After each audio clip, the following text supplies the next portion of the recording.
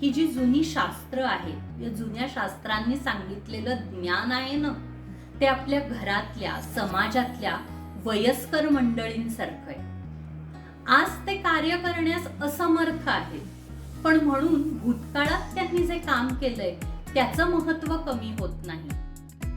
Live performance वरनं मला आठवलं, मानसारम ह्या ग्रंथामध्ये मुक्त प्रांगण ही एक संकल्पना सांगितली आहे आणि त्याचं वर्णन वाचल्यावर मला वाटलं, हे मुक्त प्रांगण म्हणजे आताचं ओपन एअर थिएटर तर नाही ना.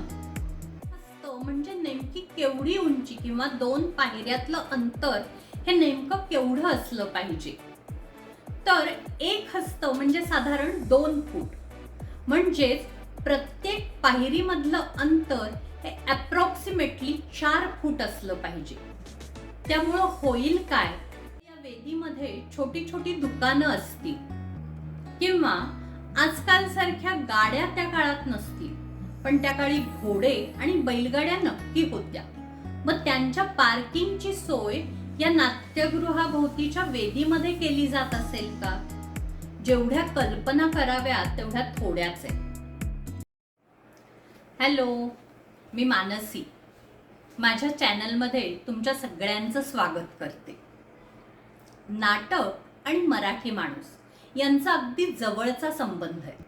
मग ते प्रायोगिक नाटक असो, व्यावसायिक असो किंवा एकांकिका असो. आता नाटकाचा उल्लेख आणि आपलं संस्कृत विषयक चॅनल, त्यामुळे बऱ्याच जणांना वाटलं असणार आहे की आज मी कालिदास, भास, भवभूती यांच्याबद्दल नाहीतर त्यांच्या नाटकांबद्दल तर नक्कीच बोलणार असेल. पण नाही, मी आज बोलणार आहे ते प्राचीन संस्कृत साहित्यात केलेल्या नाट्यगृहाच्या रचनेविषयी. विश्वकर्म वास्तुशास्त्रम, मानसारम आणि नाट्यशास्त्रम या 3 ग्रंथांमध्ये नाट्यगृहाच्या रचनेविषयीची माहिती येते. त्यापैकी सुद्धा भरतमुनींच्या नाट्यशास्त्रम ह्या ग्रंथामध्ये नाट्यगृहाबद्दलची अतिशय सविस्तर माहिती आलेली आहे. अगदी नाटकासाठी जे नाट्यगृह आपण बांधणार आहोत त्याची जमीन कशी तपासायची इथपासून ते वर्णन आलेलं आहे. तर या नाट्यशास्त्रम या ग्रंथामध्ये नाट्यगृहाचे 3 प्रकार सांगितलेले आहेत. पहिला प्रकार विकृष्ट म्हणजेच आयताकृती, रेक्टँगल. दुसरा प्रकार चतरस्र म्हणजेच चौकोनी किंवा चौरस म्हणजेच स्क्वेअर.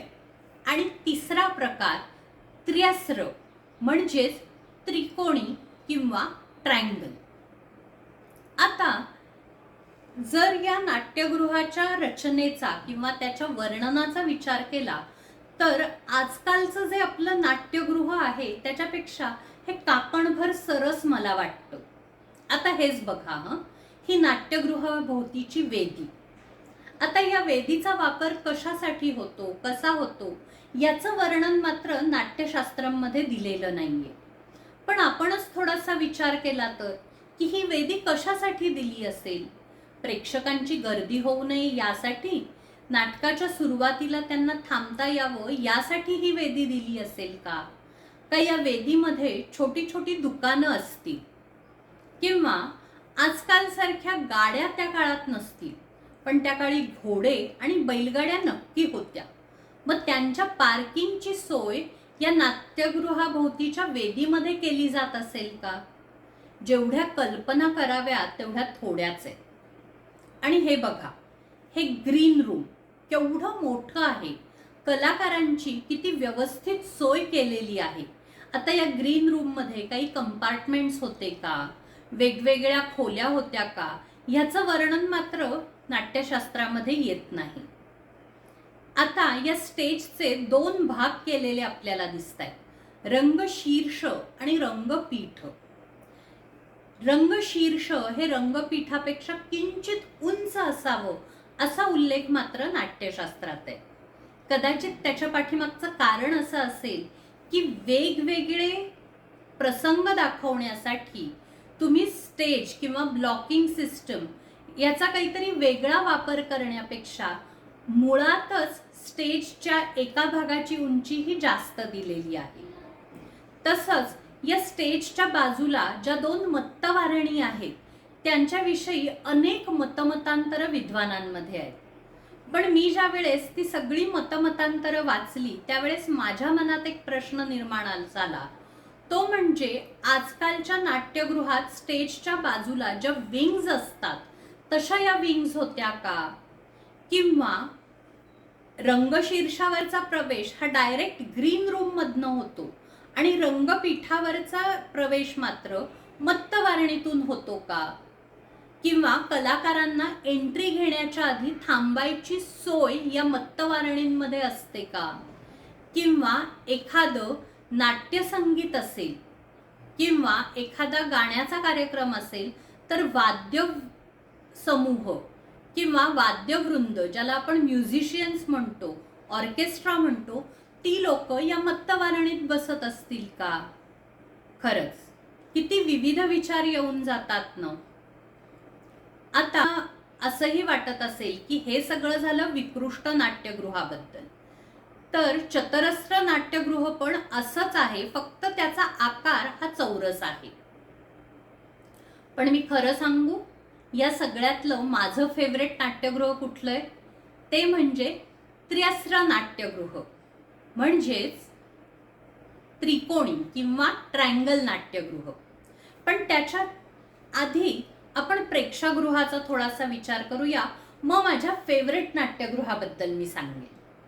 तर प्रेक्षागृह म्हणजे जिथे ऑडियन्स बसतो ती जागा.